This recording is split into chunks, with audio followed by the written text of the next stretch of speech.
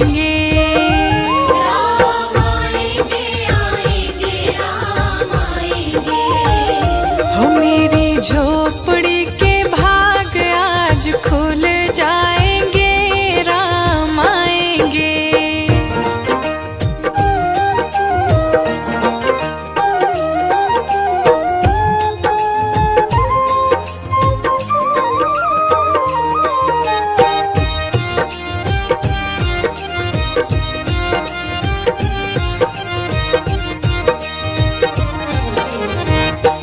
राम झूलेंगे तो झूलना झूलाऊंगी। राम झूलेंगे तो झूलना झूलाऊंगी। मीठे मीठे मैं भजन सुनाऊंगी। हो मेरी जिंदगी के सारे दुख मिट जाएंगे, राम आएंगे। मेरी झोपड़ी के भाग आज खुल जाएंगे, राम आएंगे।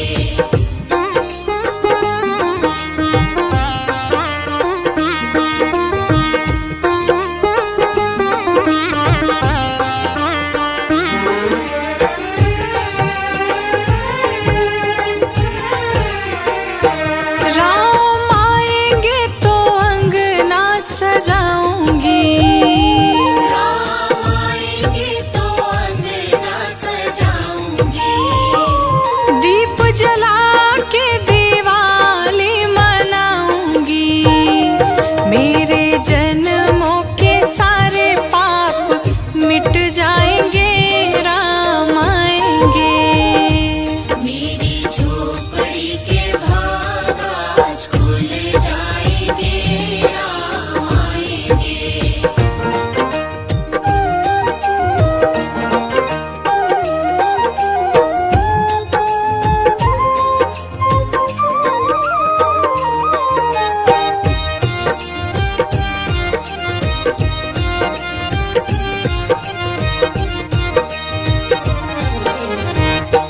मैं तो रुचि रुचि भोग लगाऊंगी।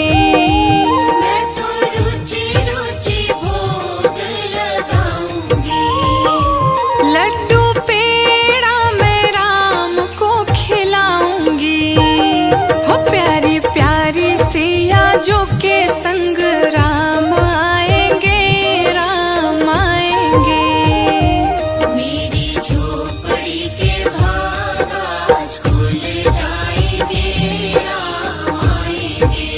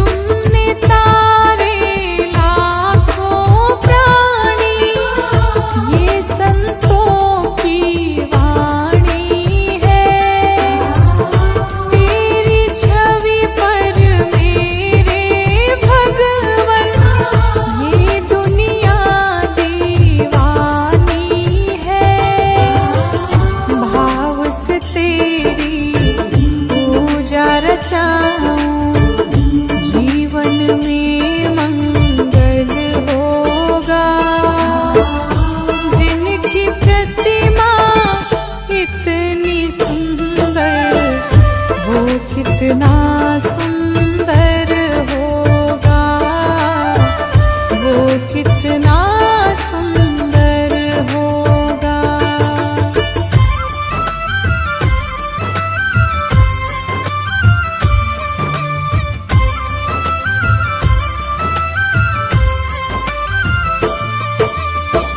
सुरवर मुनिवर जिनके चरणों में निश दिन शीश झुकाते हैं, जो गाते हैं प्रभु की महिमा, वो सब कुछ पा जाते हैं।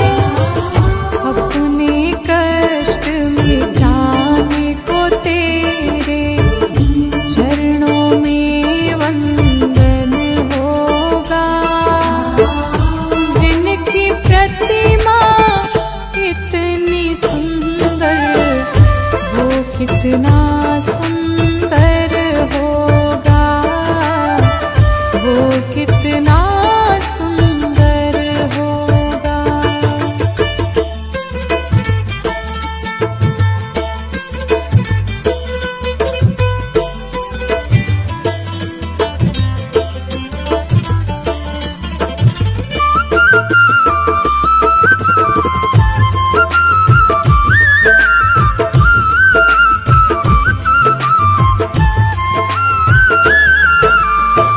मन की मुरादें लेकर स्वामी तेरे चरण में आए हैं। हम हैं बालक तेरे चरण में, तेरे ही गुण गाते हैं। भव से पार उतरने को तेरे गीतों का संगम होगा, जिनकी प्रतिमा इतनी सुंदर, वो कितना सुंदर होगा, वो कितना सुंदर होगा।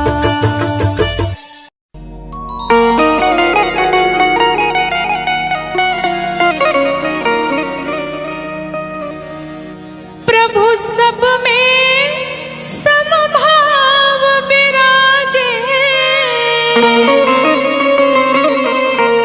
प्रभु सब में समभाव विराजे, सबका करे उद्धार, बरस रही प्रभु की कृपा अपार, बरस रही प्रभु की कृपा अपार, बरस रही प्रभु की। प्रभु सब में समभाव विराजे, प्रभु सब में समभाव विराजे, सबका करे उद्धार, बरस रही प्रभु की कृपा अपार, बरस रही प्रभु की कृपा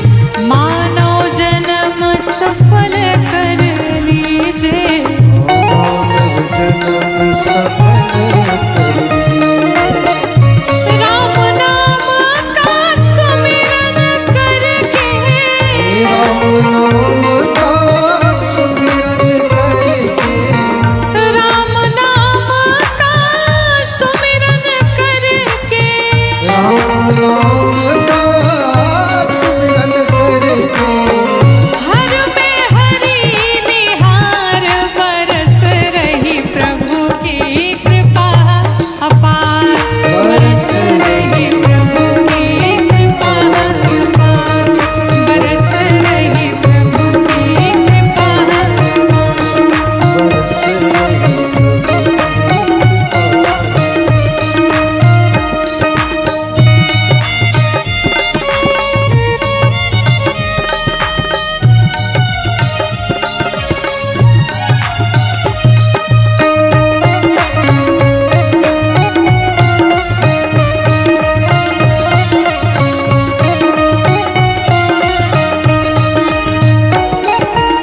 सत्संग सेवा सुमिरन कर ले श्रद्धा भक्ति से जीवन भर ले ये सत्संग सेवा सुमिरन कर ले श्रद्धा भक्ति से जीवन भर ले सत्संग सेवा सुमिरन कर ले श्रद्धा भक्ति से जीवन भर ले ये श्रद्धा भक्ति से जीवन भर ले राम कथा की गंगा नहा ले राम कथा की गंगा नहाने राम कथा की गंगा नहा ले राम कथा की गंगा नहाने भिक्षु कहे पुकार बरस रही प्रभु की कृपा अपार बरस रही प्रभु की कृपा अपार बरस रही प्रभु की कृपा अपार बरस रही प्रभु की कृपा अपार बरस रहे प्रभु की कृपा बरस रहे प्रभु की कृपा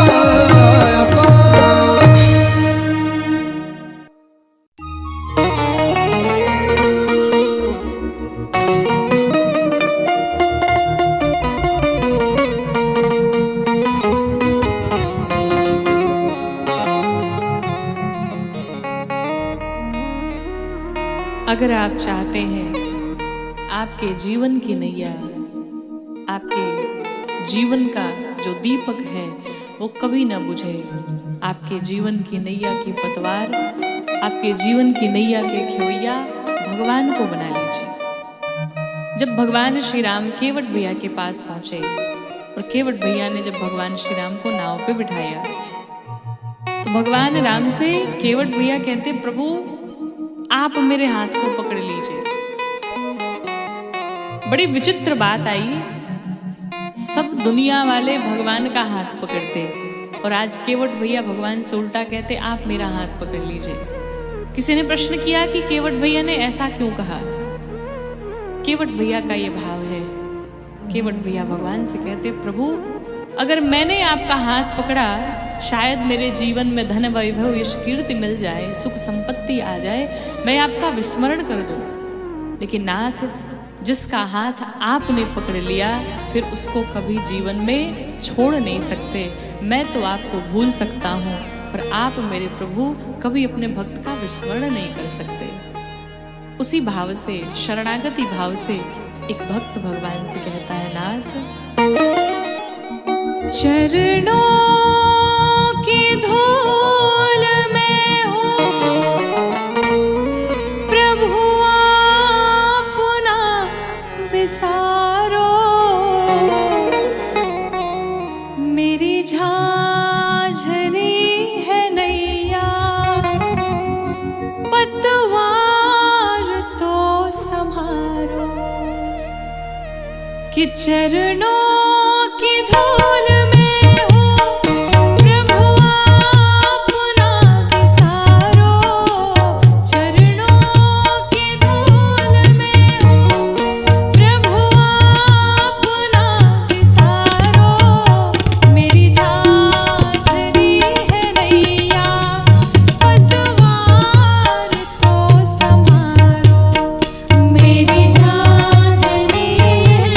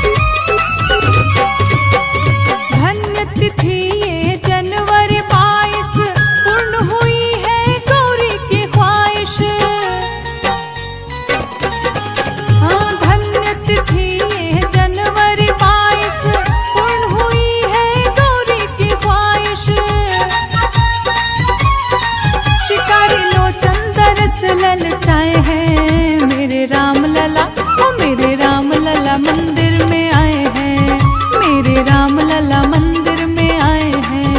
मेरे राम लला मंदिर में आए हैं, मेरे राम लला मंदिर में आए हैं। ढोल नगाड़े नगर में बजा दो, गाँव गाँव दीपों की माला सजा दो, चलो चलो रे अयोध्या बुलाए हैं मेरे राम लला, ओ मेरे राम लला मंदिर में आए हैं, मेरे राम लला मंदिर में आए हैं। मेरे राम लला मंदिर में आए हैं, मेरे राम लला मंदिर में आए हैं।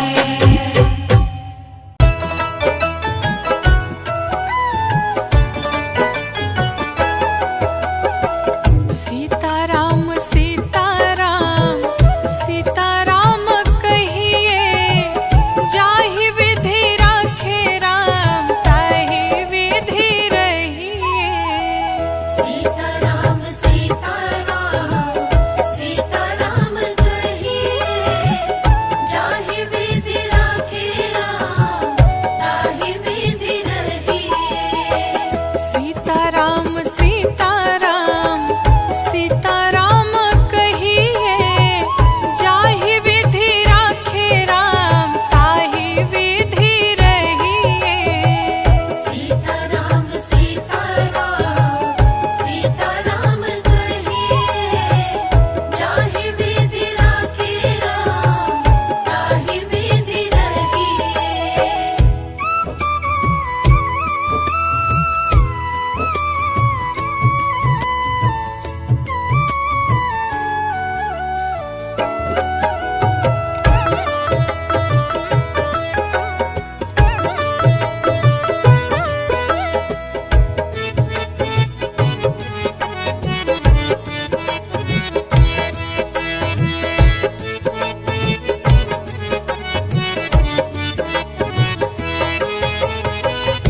मुख में हो राम नाम, राम सेवा हाथ में, मुख में हो राम नाम, राम सेवा हाथ में।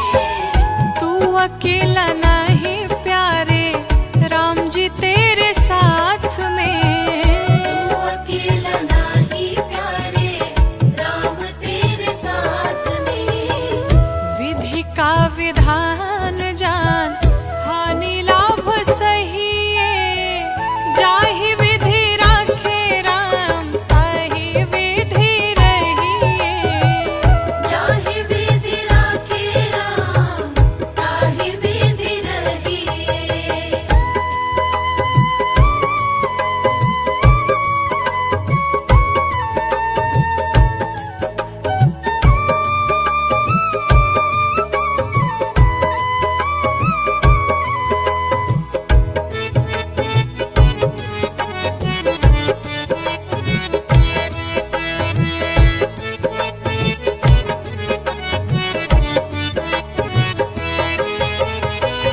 किया अभिमान तो फिर मान नहीं पाएगा, किया अभिमान तो फिर मान नहीं पाएगा। होगा प्यारे वही जो श्री राम जी को भाएगा। होगा प्यार वही जो श्री राम जी को भाएगा। फल आशा त्याग शुभ काम करते रहिए, जाहि विधि राखे राम ताहि विधि रहिए। जाहि विधि राखे राम ताहि विधि रहिए।